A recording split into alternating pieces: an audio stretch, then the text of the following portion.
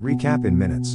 Today we will be going through an action, war, and thriller movie from 2023 entitled, Guy Ritchie, The Convenient. There will be spoilers ahead in this video, so chill out and enjoy. The movie begins in the area of Lashkar-Gah in Afghanistan. In retaliation to the 9/11 terror attacks, the US has deployed 98,000 troops in the country. There were also a number of Afghan interpreters, who were employed by the US military under the agreement that they would be eligible for the special immigration visas. Now we see a Sergeant, John Kinley, leading a unit in the Special Operations Division of the US military. The job of the unit is to seek factories, where the Taliban makes IEDs and to retrieve such devices from suspects. Each of these units had interpreters with them, who would liaison with the locals. When one of them stops a truck and asks the driver to come out and open it, he comes out and leaves the truck. This raises suspicion, but in no time, there is a huge blast from the truck. Kinley is traumatized within the opening moments, when a surprise attack kills several members of his team, including his interpreter. After some days, Sergeant Kinley is assigned the new translator, Ahmed, whose expert negotiating skills and knowledge of the area are put to good use. In the next scene, they go on their duties to find the IED factories in the area. When they stop at the front of a house, at the end of the street, Ahmed says it is not the building they should search. But the sergeant does not agree with him and continues to check him. Entering the building, John does not find any explosive materials. They get disappointed and go from there. When they go back to the base, Sergeant John shows him a picture of a suspect. When Ahmed says he knows him, they go to an Afghan bazaar at night. They capture him and interrogate him where the Taliban build the IEDs. The informant happens to know Ahmed too and warns him to kill him in front of his wife. John suspects something fishy in their conversation. Anyway, he orders him to give him some money.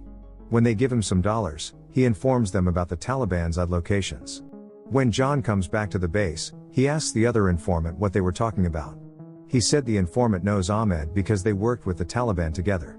Ahmed left them when they killed his son. The next day, Sergeant John teams up with Ahmed, Eddie along with others to confirm the Taliban's locations. Another interpreter, Hadi, recommends taking a back road since the shorter route is washed out due to the recent rains. Kinley approves and the team heads out. Sometime on the way, Ahmed asks John to reconsider taking this road. Kinley pulls the vehicles over, and orders Tomcat to check out the area from the ridge, while his driver coordinates the drone in the sky. Tomcat signals that the ridge is clear. Sergeant John Kinley informed that Ahmed has the second interpreter to the ground, and a gun at his neck. John aims his gun and orders Ahmed to drop his weapon. Ahmed doesn't give up his pistol until the second interpreter confesses that the Taliban has his family. Meanwhile, the drone confirms that Kinley's team was just moments away from an ambush. John watches him with his thankful eyes and orders them to go to the base. Back at the base, Colonel Vokes asks him to thank Ahmed for saving 8 lives. And he orders them to go hunt the Taliban in their second location. The team moves out and hits the jackpot in a desert location. Sergeant John radios back at the base and they say reinforcements are 15 minutes out. John knows the 8-member team will only last for a while. Now the Taliban summon their men. They arrive and it's a shootout. They outnumbered the American team and gave them a tough time to retaliate. Eventually, the entire team dies. John and Ahmed can escape in one of the Taliban's pickup trucks. But they get a dozen guys on their tails. Their pickup gets punctured on the road. They abandon the pickup and hide in the forest. They use their position as an advantage and get further and further into the woods. They try to return to base but their radios are out of range. They spend the night in the mountains. After the 2 men escaped on foot into the jungle at the foothills, the Taliban was determined to catch them. It was a matter of immense humiliation for them that these 2 had escaped. Since it was squarely their territory, the Taliban had patrolled the roads and all major exit points. They come across 2 men in a valley, and without guns, they stab them to death. On another hill 2 men used binoculars. This made their task harder. Kinley's tactical nuance and Ahmed's bravery worked well for a while. But it could not match the Taliban's will to catch them. At the last moment they spot them. The gunfire echoes through the valley. Soon the distance was cut to 0, and they took refuge in a house. When Sergeant Kinley tries to find an escape route, he gets shot in the leg. The terrorists tie him to take him to their safe house. And they were instructed to bring him back alive. Soon Ahmed appears from behind and kills the Taliban. He takes their truck and loads Kinley in the back. While a little time on the road, some Taliban stop him and ask for a lift. They say they are there to find an American soldier and a Muslim trader. He offers him the ride and tells them that he is a rug seller. Sergeant Kinley remains very still under the rugs. Ahmed reaches a hilltop and asks the tribesmen to help him and his friend. He requests some food and painkillers. And trades the pickup truck for his 2-wheel wagon. He says they know the Taliban are looking for them. But they will help you because they do not like them. The next moment, Ahmed struggles to push Kinley up the mountains in the wagon. Kinley is in and out of consciousness through this time. In the next scene, Ahmed goes to the top of a ridge where he can see the base a few miles ahead. From a vendor, Ahmed buys water, but a few Taliban trucks pull up. One of them notices the boots of the sergeant on the cart. He gets to his head, but Ahmed pulls the gun from the basket. Ahmed quickly takes out Taliban men.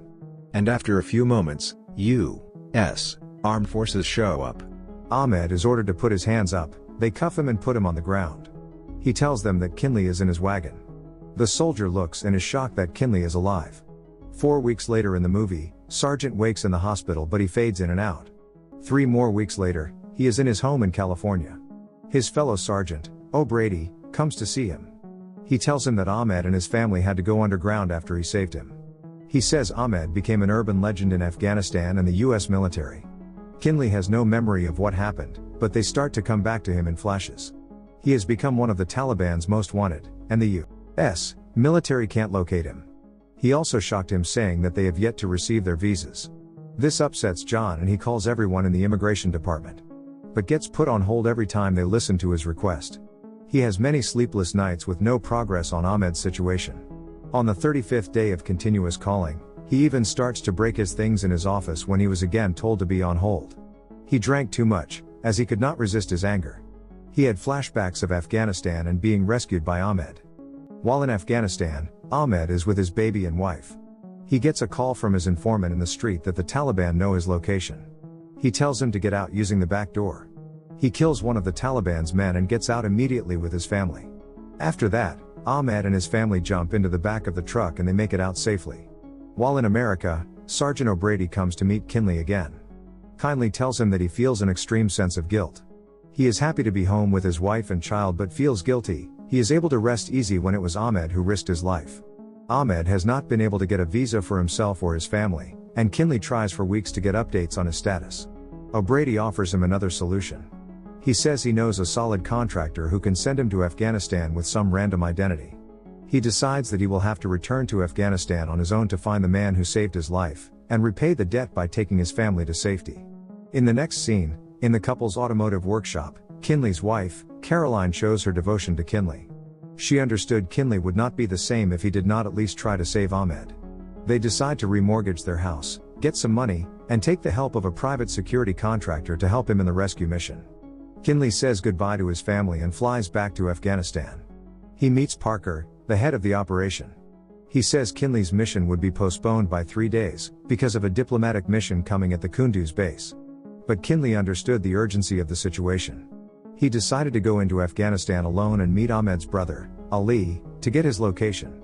He gives him a sat phone, gun, and a truck full of gas. After some time, he reaches the town of Charakar. There he meets Ali.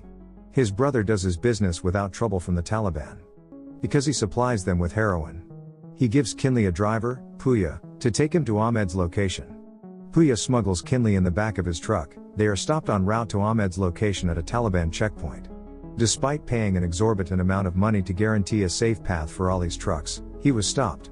They drag Puya out of the truck and come around the back to check on the goods, but Kinley, who was hiding beneath the cargo, shoots them dead. The echo of the gunshots was heard by an alert terrorist nearby, who informed the Central Taliban Command of the same. Kinley and the driver throw the bodies into the nearby riverbank, while the terrorist starts pursuing the truck. Now the Taliban man reaches their location and sends a picture of John Kinley to his Central Command. They immediately send the reinforcements and order him to follow them. Kinley escaped with Ahmed and his family in Puya's truck. They had to get to the dam for extraction, where Parker's team would pick him up. The Taliban forces were too many in number, and despite killing so many of them, Kinley still felt like all was lost and the mission would fail. When Parker's colleague tells him that the identity of Ron is exposed, he jumps at the opportunity to help him seriously. Ahmed shoots at the nearest vehicle, which blocks the way for the trucks behind. They come to a tunnel and abandon their truck. Kinley orders the driver to block the tunnel to buy time. He blows the truck with a grenade. They all go to the other side of the tunnel. They run out of ammo and they are about to lose hope. To their surprise, Parker sends a fighter jet, the Angel of Death, to the dam that takes out every single Taliban. Parker comes on the abandoned pickups of the Taliban. He evacuates Kinley and Ahmed's family in a helicopter, Then they board a military plane back to the US. The movie ends when Kinley and Ahmed watch each other thankfully. Thank you for watching. Please subscribe recap in minutes for more videos like this, and help the channel grow.